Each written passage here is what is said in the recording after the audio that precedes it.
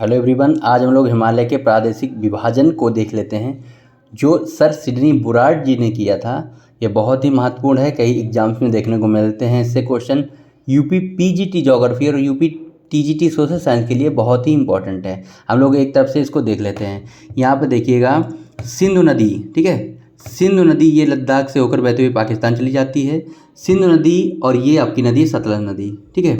सतलज नदी बहुत महत्वपूर्ण नदी है जो हिमाचल प्रदेश पंजाब से होकर बहती है और सिप्ला दर्रे से भारत में इंटर करती है।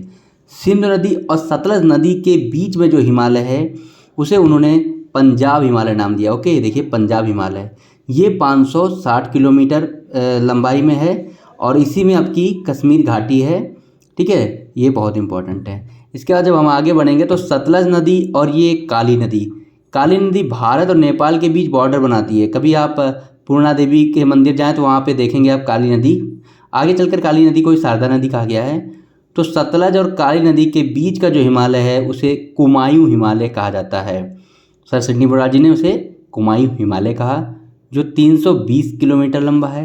जब हम आगे चलते हैं तो काली नदी और तीस्ता नदी एक इम्पॉर्टेंट नदी है जो कि सिक्किम से निकलती है, ठीक है। भारत और बांग्लादेश के बीच सीमा का विवाद भी तीस्ता के साथ रहा है कुछ समय पहले। तो काली नदी और तीस्ता नदी के बीच का जो हिमालय उसे सर सिडनी बुराड जी ने नेपाल हिमालय नाम दिया।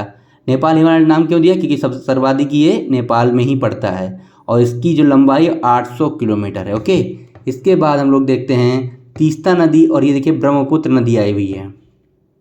तीस्ता नदी और ब्रह्मपुत्र नदी के बीच में जो हिमालय है उसे सर सिडनी बुराड जी ने असम हिमालय नाम दिया है, असम हिमालय, और इसकी लंबाई 720 किलोमीटर है। ओके, ये बहुत ही इम्पॉर्टेंट है, इसे आप लोग देख लें, समझ लें, इससे नोट कर लें। इससे क्वेश्चन अगर आते हैं आपके गलत ना हो, बहुत ही इंपॉर्टेंट और अच्छे क्वेश्चन है। Thank you so much.